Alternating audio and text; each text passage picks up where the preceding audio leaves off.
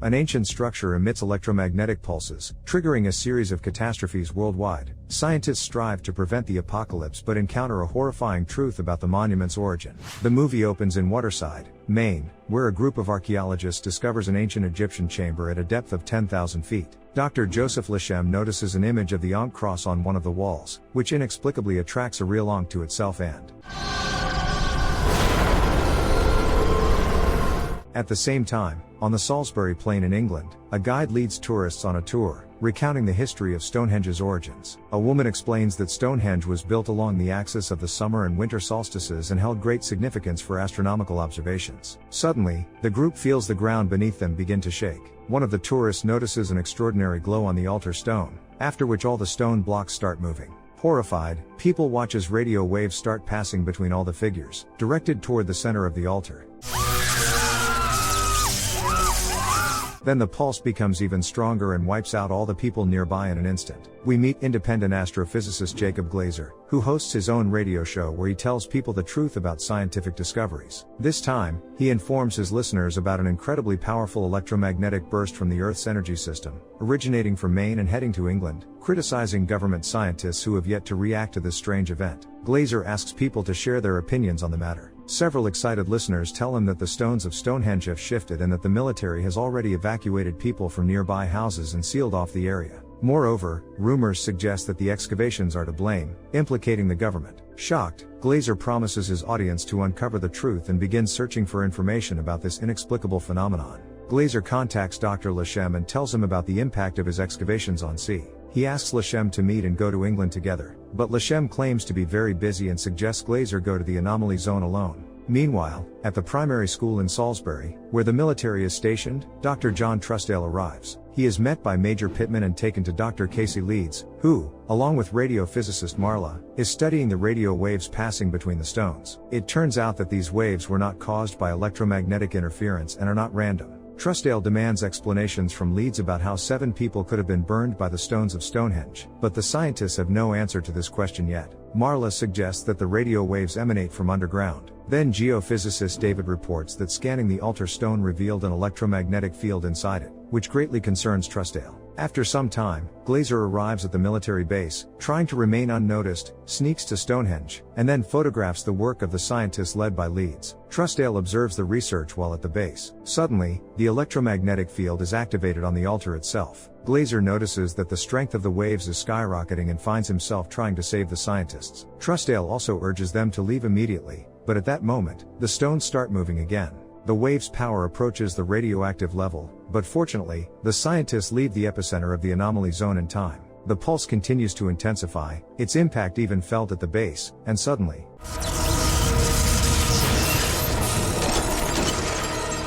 scientists determine that the energy from the explosion was directed underground, and its force is comparable to 1,000 nuclear strikes. Major Pittman notices Glazer on the Stonehenge premises, and soon soldiers arrest him. Meanwhile, under the influence of the strongest radio wave, the pyramid on the Yucatan Peninsula in Mexico also begins to move, then explodes, leading to the complete destruction of Mexico. A geophysicist examines a soil sample from the anomaly zone and discovers ancient microorganisms pyridictium, which were thought to only exist in volcanoes. Dr. Leeds suggests that the magnetic activity is so powerful that it changes the molecular composition of the soil's organic matter to that which existed at the planet's creation. Marla continues to study the radio waves and notices that their sequence begins to shorten. She tries to understand how soon they will disappear completely, and suddenly a countdown timer appears on the monitor, indicating that something horrific will happen in 37 hours. Then Glazer passes his documents to the scientists through the Major. Initially, Truesdale brushes them off because Glazer is considered eccentric in scientific circles. He once claimed there are aliens on the moon. However, David decides to look at the papers and urges his colleagues to listen to his opinion. Dr. Leeds decides to meet with Glazer, who explains that the electromagnetic flows created by the poles intersect beneath the Earth's crust and converge at concentration points. He also reveals that ancient civilizations knew about the energy system and built architectural structures at points of maximum power. Later, scientists send a military helicopter with a radar to Stonehenge, hoping to study its emissions, but soon the stones generate another powerful pulse, destroying the helicopter. Then General Forshaw arrives at the base. Dr. Truesdale explains that the stones of Stonehenge have become the center of an unprecedented geomagnetic phenomenon. Since the structure threatens the safety of the entire world, Forshaw decides to destroy it. The military sets explosives on the stones and then detonates them. At the moment of the explosion, magnetic interference is detected, and it turns out that the external magnetic field miraculously reflected the impact, keeping the stones intact. Despite initial reluctance, scientists decide to enlist Glazer's help. He shows them a picture taken on the altar stone, revealing a silhouette identical to the Antikythera mechanism. Glazer suggests that this mechanism is a type of electromagnetic key that can disable Stonehenge. However, Truesdale dismisses this theory and dismisses the scientist. Meanwhile, archaeologists in Maine continue their excavations and unearth an ancient Egyptian sun chamber underground, where they discover encrypted predictions on the walls. Scanning the altar in the middle of the chamber, Leshem discovers the silhouette of the same Antikythera mechanism. In England, Stonehenge begins to move again, triggering a volcano eruption on the island of Java, wiping Indonesia off the map. Furthermore, scientists learn from the news that the powerful eruption caused a series of earthquakes and tsunamis across the southern hemisphere, and now residents of South Asia are preparing for evacuation. Dr. Leeds realizes they are powerless against this anomaly and decides to trust Glazer and activate the Antikythera mechanism. She informs Major Pittman of her plans and asks for his help, as no one believes in Glazer's theory. Pittman hesitates, fearing tribunal, but Leeds reminds him to think about his loved ones because if they don't stop Stonehenge, Earth will be destroyed. Then Pittman and Leeds release Glazer and, along with him, set off to find the mechanism. Meanwhile, the timer shows 29 hours. Truesdale notices that when the clock reaches 20, and then 10 hours, new flashes and subsequent catastrophes will occur. General Forshaw warns that if scientists don't come up with a solution, a nuclear bomb will be dropped on Stonehenge. Then Truesdale suggests to David and Marla to try to disrupt the electromagnetic field using radio interference. They need a powerful transmitter capable of dealing with the concentrated field, and Marla remembers the radio telescope. On the way, Leeds tells Glazer the truth about the worldwide catastrophes and reveals that all the epicenters were marked on his map. After some thought, Glazer clarifies which bacterium was found in the soil, and then shares his insane idea that perhaps the planet is being terraformed. He claims that everything Stonehenge does, volcanoes, earthquakes, ancient microorganisms, creates a habitable environment. But since this process is guided by a machine, it cannot determine that a habitable environment has already been created. So now the mechanism that created life on Earth seeks to destroy it. The scientists learn that Leeds secretly left with Glazer and Pittman. Marla launches the radio telescope and directs a blocking frequency towards Stonehenge, but soon the stones shorten their waves to avoid the blockage. Marla increases the power of the radio telescope signal, but she has to stop because the level of electromagnetic radiation is rising, turning Stonehenge into a nuclear reactor. Meanwhile, Leeds, Glazer, and Pittman arrive at the America Foundation for Archaeology in New York, where they find the Antikythera mechanism. Sensors detect an energy surge, and the museum building begins to shake, with the electricity failing. Suddenly, the ancient mechanism starts glowing, absorbing power from the planet's energy system. However, just as the team prepares to take the mechanism, a group of armed individuals storms into the hall and opens fire. In the crossfire, Pittman sustains a life-threatening injury. After a while, a shocked Glazer notices Dr. Leshem in the hall, who refuses to hand over the relic that could save his life. Glazer doesn't understand how Leshem found out about their plan, but Leshem hints that he has an informant at Stonehenge. Leshem reveals that he recently made an astonishing discovery, uncovering the primordial hill, a buried pyramid where the mechanism should be located. According to Leshem, the mechanism will serve as a key to open the ancient sanctuary where they can seek refuge from the apocalypse. Glazer doubts Leshem's theory and argues that the mechanism could save humanity. However, Leshem is only concerned about his safety. He believes that the world awaits not destruction but rebirth, and only in the pyramid can they find it. Glazer refuses to give up, but he is suddenly knocked unconscious. The next morning, Glazer regains consciousness and finds Leeds, who managed to evade the criminals. He informs her that there is a traitor at Stonehenge, after which they head to Maine to find the underground pyramid uncovered by Leshem. As another explosion looms, David at the military base reports that the energy accumulated by the stones has increased, meaning the consequences of the explosion will be even more devastating. This time, the powerful pulse reaches the pyramids of Giza in Egypt.